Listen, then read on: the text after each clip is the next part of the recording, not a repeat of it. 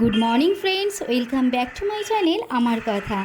আজ রোববার আর এখন সকাল 6:15। তো অনেক দিন পরেই আজকে মর্নিং ওয়াকের জন্য বেরোলাম। ইচ্ছা আছে এখন থেকে রোজ না হলেও সপ্তাহে অন্তত 2-3টে ব্লগ তো আপলোড করার।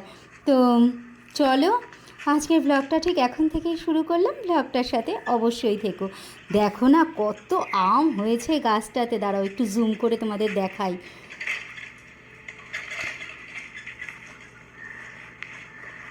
কি আম গাছটাতে হয়েছে!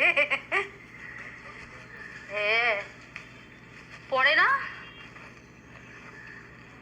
ওরে বাস, ওইদিকে ব্যাংকের সামনের গাছটাতে এরকম, আর এই গাছটাতেও আম দেখো।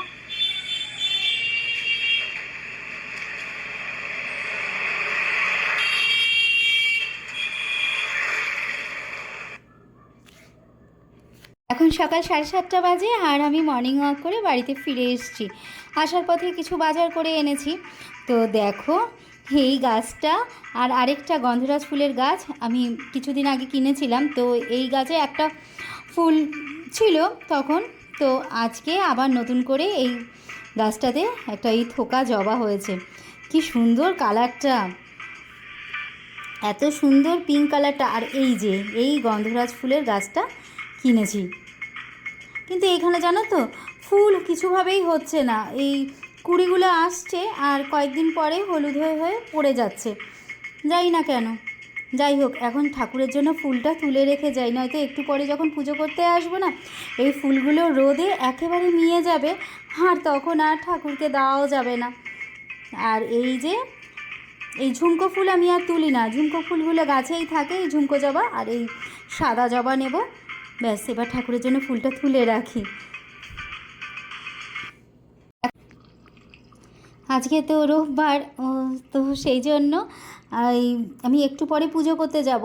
তো আগে ওই চিকেনটা রান্না করে রেখে যাই আর পাট শাক রান্না করেছি। তো পুজো করে আসতে দেরি হলে পরেও মেয়েকে অন্তত, মেয়ে তো আর এই সানডেতে আর অন্য কোনো তরকারি নেয় না, ওই চিকেন আর ভাত হলেই ওর হয়ে যায়। তো সেই জন্য মেয়ের খিদে পেয়ে গেলে ওকে দিয়েও দিতে পারবো। আর আজকে রোববার ওর টিউশনও আছে, তো স্যার আসবেন পড়াতে, তো সেই জন্য ওকে তাড়াতাড়ি করে দিয়ে দিতে পারবো। আর তারপরে না হয় ওই একটু সবজি রান্না করব। ওই মা আর বাবু নিরামিষ খাচ্ছেন, তো সেই জন্য মা আর বাবুর জন্য তো সবজি করতেই হবে, একবারে সবজি রান্না করব, তো তখন করে নেব। এই চিকেনটা হয়ে গেছে, এবার চলো স্নান করে পুজো দিয়ে আসি। আর এই যে পাট শাক, মেয়ে শাকও খাবে না, মেয়ে একমাত্র পাট শাকের বড়া হলে তবেই খায়, ও আর শাক খাবে না।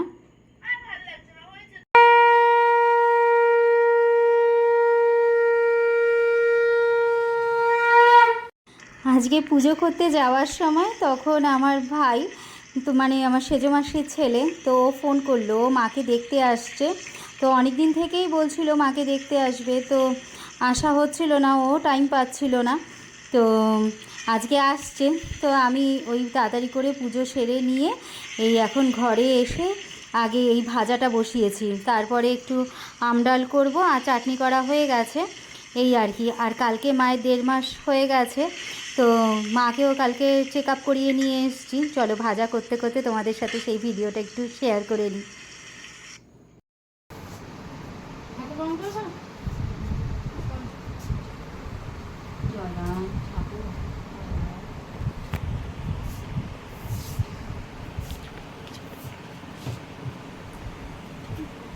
দে এবার ফোনটা দে।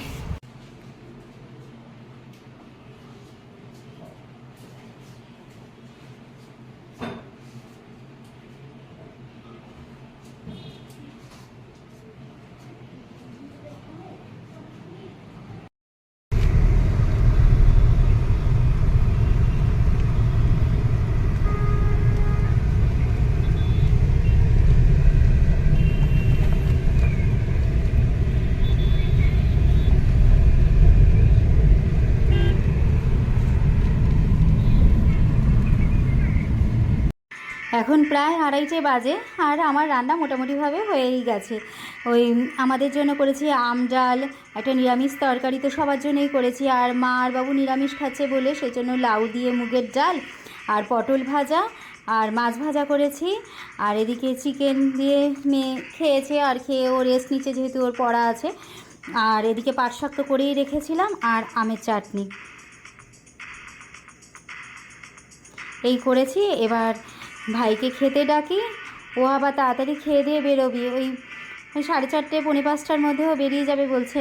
আমি বললাম রোদটা একটু কমুক তারপরে তুই বেরো, কারণ এখন যা রোদ, উফ। চলো এবার খাবার গুছিয়ে নিয়ে ভাইকে খেতে ডাকি। বাবুকে আর ওর বাবাকে খেতে দিয়েছি, ভাই হাত ধুতে গেছে, দিয়ে এসে ও বসবে খেতে। কত দিন পরে আমার মেয়ের মুখের প্রসাদ এই বাবুসোনাই দিয়েছে, জানো তো। তো প্রায় বছর 14 পরে ও এসছেও বললো নাকি, তারপরেও ও এসছে, কিন্তু আমার তো আর মনে নেই। তো এখন ওকে একটু দই দিয়েছি, সে কত কিছু এনেছে জানো, দই, আইসক্রিম, আরও অনেক কিছু। টাটা। ভাই চলে গেল, আর এখন দেখো মাসির গাছে মানে ওই সবজি কিছু করেছিল টবে, তো সেখানে দেখো না কত ডাঁটা শাক, তারপরে খইয়ের মোয়া, গাছের লেবু, আচার, কত কি পাঠিয়েছে। আর বাবুসোনা তো অত কিছু এনেছে, কি আর বলবো, দেখো না সে কত জিনিস এনেছে। এবার এগুলো একটু গুছিয়ে রাখি। তো চলো আজকের ব্লগটা তাহলে এই পর্যন্তই। ব্লগটা তোমাদের কেমন লাগলো অবশ্যই কমেন্ট করে জানিও, ভালো লাগলে একটা লাইক আর শেয়ার করে দিও। ফিরে আসছি খুব তাড়াতাড়ি নতুন আরেকটা ব্লগের সাথে, ততক্ষণের জন্য টাটা।